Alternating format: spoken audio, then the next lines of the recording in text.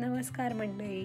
कारलं म्हटलं की सर्वांची तोंड वाकडं व्हायची गॅरंटीच. आज परत कारलं असा प्रश्न नक्की विचारला जातो, कारण त्याचा कडूपणा त्यामुळे खायला कोणी मागतच नाही.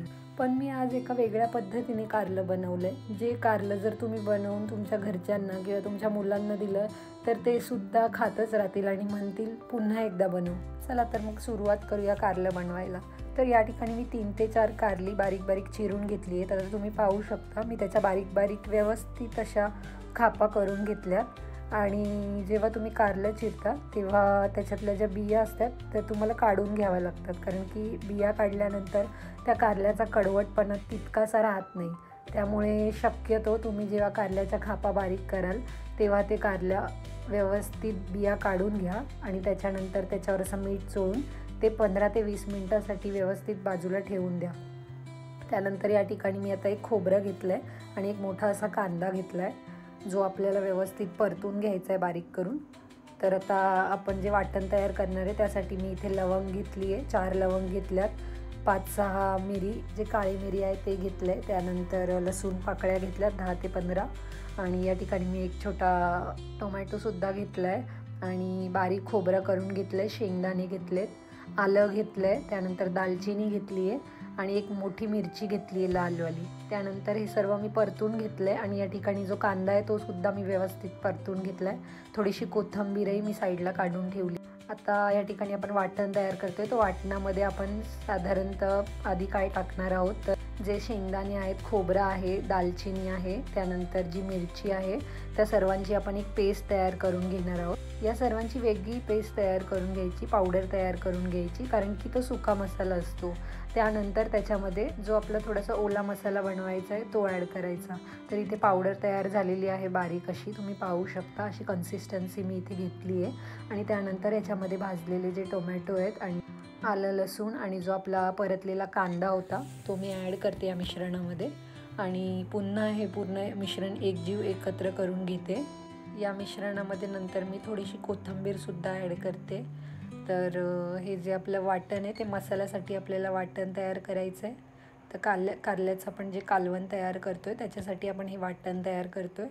तर आता यामध्ये तुम्ही गरजेनुसार असं पाणी ॲड करून ते थोडंसं बारीक करून घ्या. दुसरं साहित्य तुम्हाला लागणार आहे ते मेन म्हणजे गूळ आणि चिंच. गूळ आणि चिंच कारल्याचा कडूपणा कमी करते, त्यामुळे हे तुम्हाला ॲड करावंच लागेल. या ठिकाणी मी इथं थोडं गरजेनुसार पाणी ॲड केलं आहे आणि आता वाटण तयार करते, कारण आपल्याला वाटण थोडंसं बारीक तयार करून घ्यायचं आहे. आता इथे आपलं वाटण तयार झालेलं आहे. आता पुढच्या प्रोसिजरमध्ये आपण काय करायचं आहे, तर आपण मीठ लावून ठेवलेलं जे कारलं आहे ते व्यवस्थित धुवून घ्यायचं आहे आणि ते पाणी काढून घ्यायचं आहे, जेणेकरून कारल्याचा जो कडूपणा आहे तो कमी होतो. त्यानंतर मी या ठिकाणी कढई घेतली आणि आता मध्यम आचेवर गॅस ऑन करून मी त्याच्यामध्ये हे कारल्याचं कालवण बनवते. तर आता आपण तुम्ही पाहू शकता मी किती बारीक कारले कापले त्या ठिकाणी.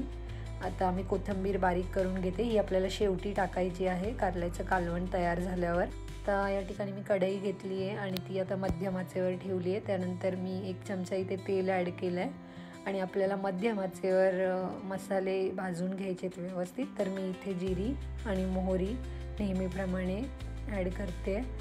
त्याच्यानंतर आपल्याला याच्यामध्ये थोडेसे मसाले ॲड करावे लागतील. मसाल्यांमध्ये मी गरम तिखट मसाला टाकला इथे, त्याच्यानंतर थोडासा मिरची पूड टाकली आहे, घाटी मसाला ॲड केला आहे आणि त्याच्यानंतर थोडासा मालवणी मसालासुद्धा ॲड केला आहे. आणि तुम्ही एक गोष्ट लक्षात घ्या की तुम्ही जेव्हा किंवा कारल्याचं कालवण बनवता तेव्हा तुम्हाला धना पावडर जी असते ती जास्त प्रमाणात टाकावी लागते. तर इथे मी धनापूड थोडीशी जास्त टाकली आहे, कारण त्याने कालवणाला खूप छान चव येते. तर मी इथे जवळजवळ 1 ते 1.5 चमचा धना पावडर टाकलेली आहे, तुम्ही पाहू शकता. त्यानंतर मी इथे कारल्याचा कडूपणा कमी होण्यासाठी चिंच ॲड केली आहे आणि गूळसुद्धा ॲड केला आहे, जेणेकरून आपलं जे कडू कारलं आहे ते कडू होणार नाही आणि घरात जी लहान मुलं असतील तीसुद्धा चवीने कारलं खातील. त्याच्यानंतर मी थोडीशी कोथिंबीर इथे ॲड केली आणि आता आपण जे कापून घेतलेलं कारलं होतं ज्याच्या छोट्या छोट्या खापा केलेल्या त्या मी इथे टाकल्यात. आता तुम्ही अशा पद्धतीने कारल्याची नुसती भाजीसुद्धा बनवू शकता. फक्त मसाले टाकून तुम्ही कारलं असं या पद्धतीने सुकं कारलं बनवू शकता. इथे मी चवीनुसार आता मीठ ॲड केलं आहे आणि मी व्यवस्थित आता मसाल्यांमध्ये हे कापलेलं कारलं परतवून घेते छानपैकी, कारण ते एकजीव होईल. कारलं जे असतं ना त्याच्यामध्ये इन्सुलिन लाईक कंपाऊंड्स असतात जे रक्तातील साखरेचं प्रमाण कमी करण्यास मदत करतात. त्याच्यामुळे आपल्या डे टू डे लाईफमध्ये कारलं ॲड करणं खूप महत्त्वाचं आहे.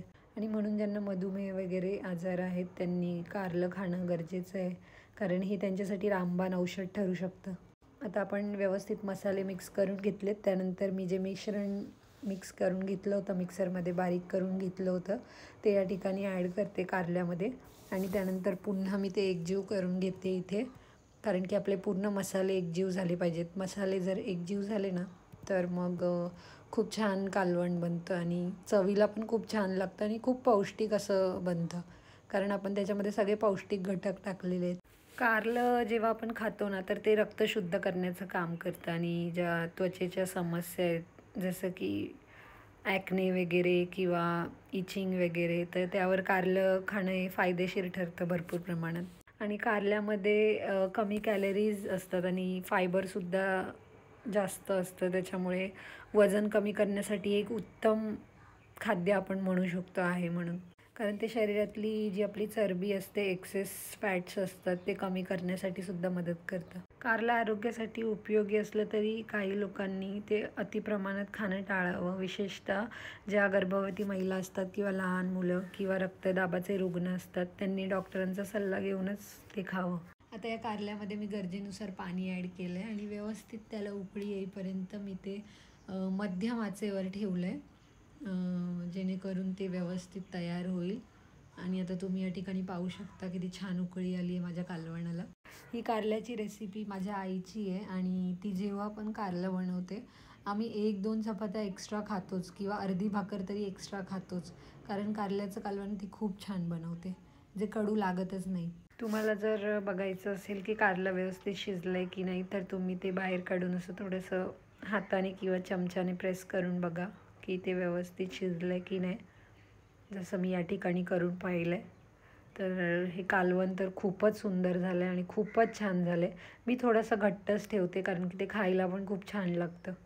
तर या ठिकाणी आपली कडू कारल्याची गोड रेसिपी पूर्ण झालेली आहे. व्हिडिओ आवडला असेल तर लाईक करा, शेअर करा आणि चॅनलला सबस्क्राईब करायला विसरू नका. भेटूया पुढच्या व्हिडिओत भन्नाट रेसिपीज.